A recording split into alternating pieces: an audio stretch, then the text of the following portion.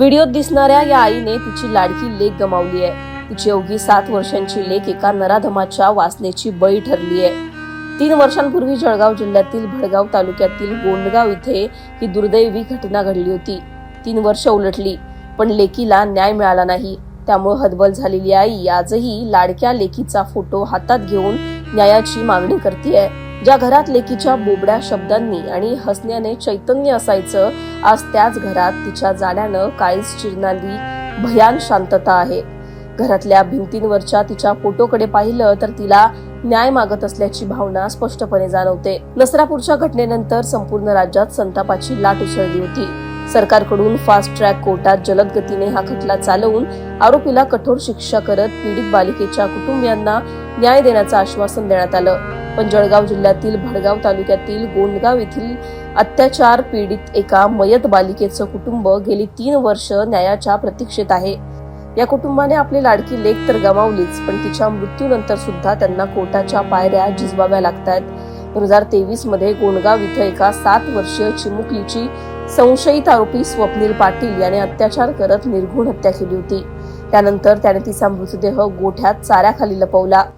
2 दिवसांनी ही घटना उजेडात आली। त्यानंतर आरोपीला अटक सुद्धा झाली। या घटनेचा मुद्दा विधानसभेत प्रचंड गाजला। तत्कालीन मुख्यमंत्री एकनाथ शिंदे, गृहमंत्री देवेंद्र फडणवीस यांनी फास्ट ट्रॅक कोर्टात खटला चालवून आरोपीला कठोर शिक्षा करण्याचं आश्वासन सुद्धा दिलं। पण 3 वर्ष उलटली तरी सुद्धा या खटल्याचा निकाल अजून लागलेला नाही। आजही पीडित बालिकेचे नातेवाईक न्यायाच्या प्रतीक्षेत आहेत। बाईट 3 वर्ष झाले, अजून जर चिमुकलीला न्याय मिळालेला असता तर अशा जगामध्ये घटना घडल्या नसत्या। जिथपर्यंत चिमुकलीला न्याय मिळत नाही तोपर्यंत जगामध्ये अशा घटना घडल्याशिवाय राहणार नाही। 3 वर्ष झाले, अजून न्याय मिळालेला नाही। फास्ट ट्रॅक कोर्टामध्ये केस चालू असताना सुद्धा 3 वर्ष झाले तरी फास्ट ट्रॅक कोर्ट अजून न्याय देत नाहीये। जिथपर्यंत हा चिमुकलीला न्याय मिळेल तोपर्यंत लहानच्या मोठ्या मुली जगामध्ये सुरक्षित राहत नाही।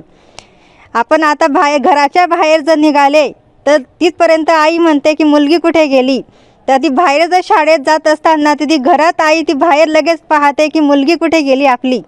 ती तिचा जीव लहानचा मोठा धडधड जीव करतो की मुलगी काय होईल बस। जगामध्ये जशा घटना घडताय तर कशा लहान ह्याच्या मोठ्या मुली कशा करतील आणि कसं काय लहान वागतील मुली ते समजत नाही ना। हा न्याय लवकर मिळायला पाहिजे आणि त्याला भर चौकामध्ये फाशी दिली पाहिजे। न्याय मिळाले नाही, 3 वर्ष वेग्यात फास्ट कोर्टले सांगेल होतं, तर अशी कशी काय फास्ट कोर्टचे सरकारने न्याय देणं पाहिजे, कोर्टाने न्याय देणं पाहिजे। नसरापूरच्या घटनेच्या पार्श्वभूमीवर आमदार रोहित पवारांनी 2 दिवसांपूर्वी न्यायाच्या प्रतीक्षेत असलेल्या या पीडित कुटुंबाची भेट घेतली। त्यावेळी त्यांनी फास्ट ट्रॅक कोर्टाच्या मुद्द्यावर बोट ठेवलं। सगळीकडे चर्चा फास्ट ट्रॅक कोर्टचीच आहे। पुण्यामध्ये जी घटना घडली फास्ट ट्रॅक कोर्ट, त्यानंतर जी आता आम्ही पालघरला सुनील भाऊ भुसारा पण इथं आले, पालघरला जी घटना घडली काल तिथे फास्ट ट्रॅक कोर्टची मागणी करण्यात आली। पण आता फास्ट ट्रॅक कोर्टचा खरंच फायदा होतो का हे कुठेतरी जर बघायचं असेल तर दुर्दैवी घटना जी इथं घडली या गावामध्ये इथं आपल्याला जाणवेल 3 वर्ष होऊन सुद्धा त्या फास्ट ट्रॅक कोर्ट मधून अजूनपर्यंत न्याय हा मिळालेला नाही। त्याच्याच बरोबर ज्या लोकांनी साक्ष दिली होती, जी काही त्यातली लहान मुलं होते, आज कुठेतरी कदाचित त्यांना घाबरवलं जातंय का काय वेगळं कारण हे आपल्याला सांगता येत नाही। जे इथं राहत होते ते आता इथं न राहता स्थलांतर झालेले आहेत।